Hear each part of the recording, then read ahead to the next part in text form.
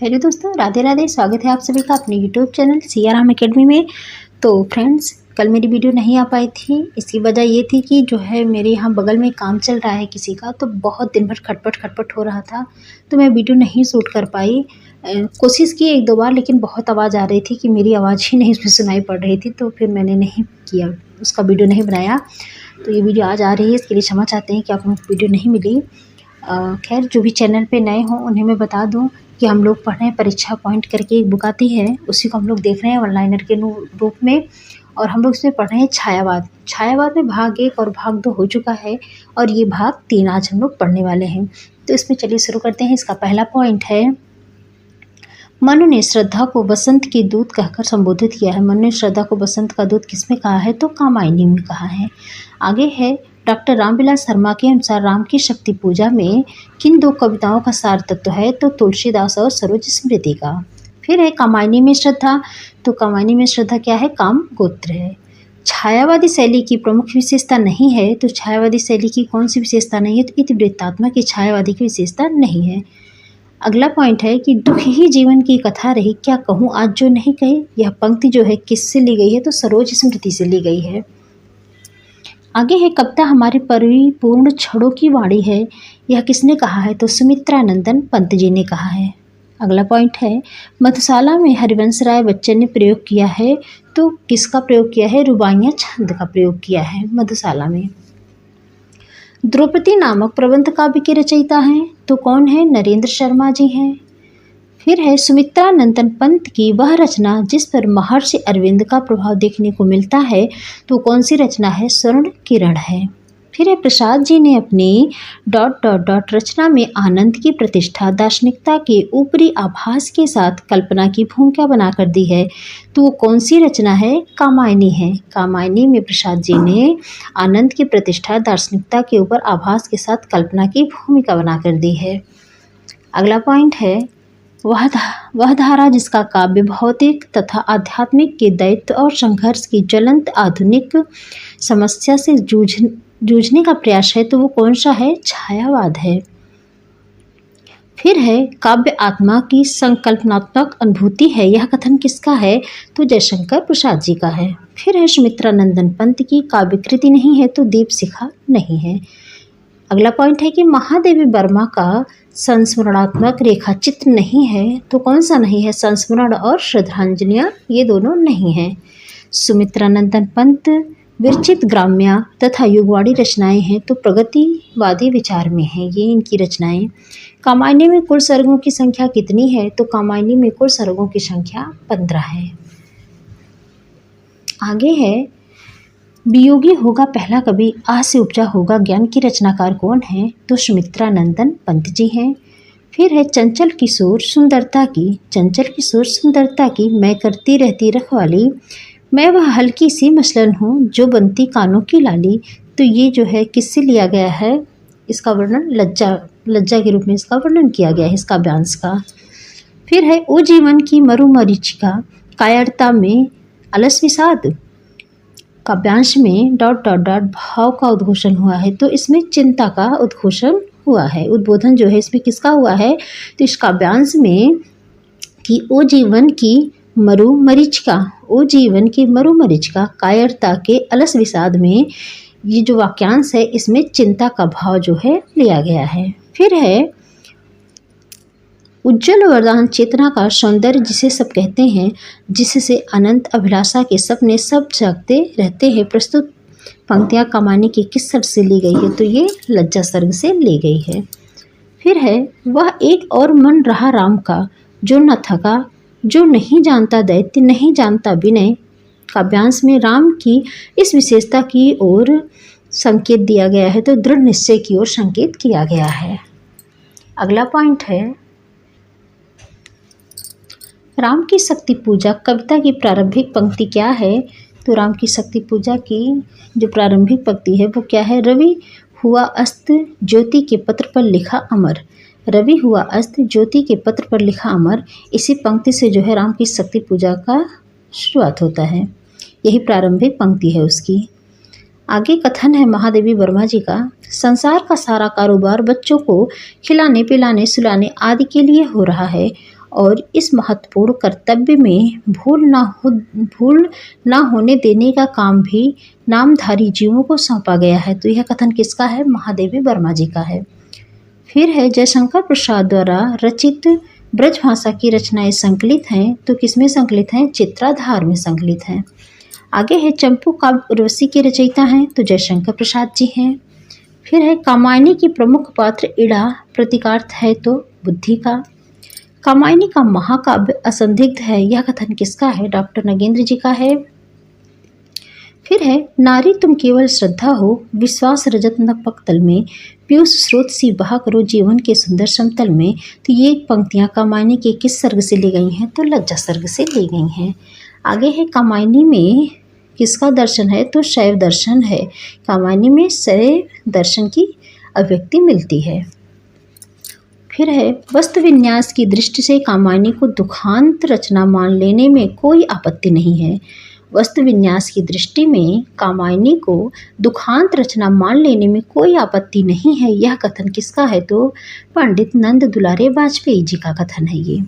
फिर है निराला दार्शनिक कवि हैं, निराला दार्शनिक कवि हैं, यह कथन किसका है? तो ये कथन डॉक्टर रामविलास शर्मा जी का है। फिर है शैव दर्शन के आनंदवाद पर आधारित रचना है, तो शैव दर्शन के आनंदवाद पर आधारित रचना कौन सी है? कामायनी है।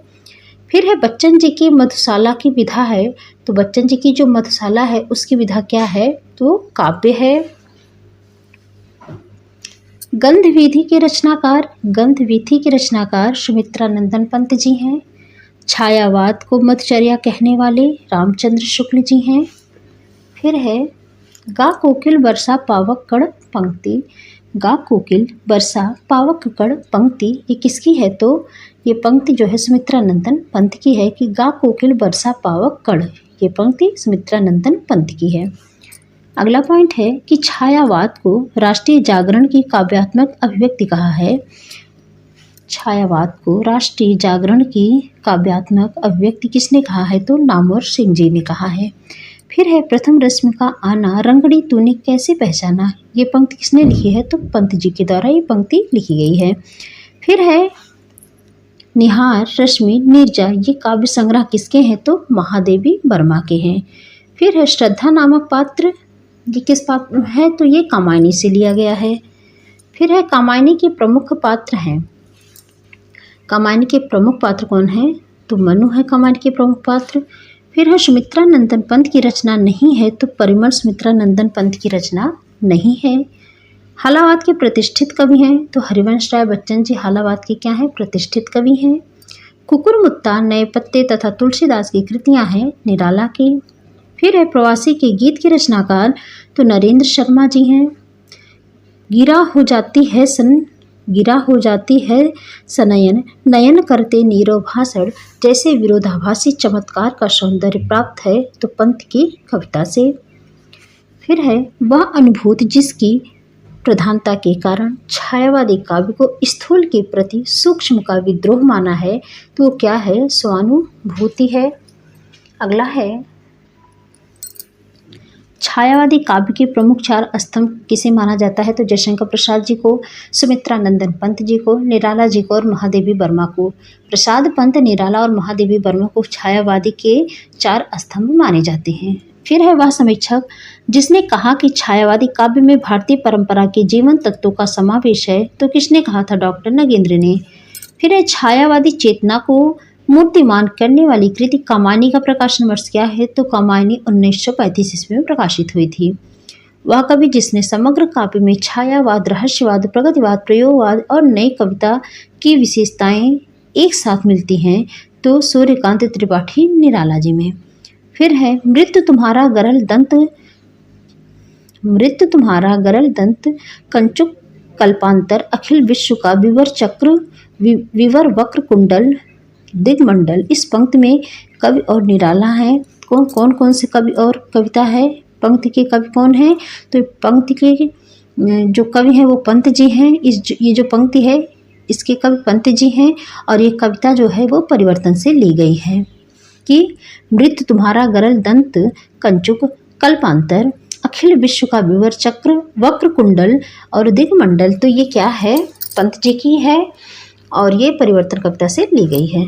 फिर है पंत जी, पंत की ताज कविता डॉट डॉट डॉट काव्य धारा का प्रतिनिधित्व करती है। तो कौन प्रतिनिधित्व करती है? प्रगतिवादी धारा कविता करती है। तो पंत की ताज कविता प्रगतिवादी काव्य धारा के प्रतिनिधित्व करती है। फिर है भारतीय इतिहास में जल प्लावन की घटना का उल्लेख मिलता है। तो जल प्लावन की घटना का उल्लेख किसमें मिलता है? तो शतपथ ब्राह्मण के 8वें अध्याय में, शतपथ ब्राह्मण के 8वें अध्याय में मिलता है। आगे है निराला की रचनाओं में से वह रचना जिसको हिंदी का सुगीत माना जाता है, तो वो है सरोज स्मृति। फिर है अगला, सुनकर क्या तुम भला करोगे मेरी भोली आत्मकथा, अभी समय भी नहीं है थकी सोई है मेरी जान मेरी मीन व्यथा। तो ये काव्य पंक्ति किसने रचित है? किसके द्वारा? तो जयशंकर प्रसाद जी के द्वारा रचित है।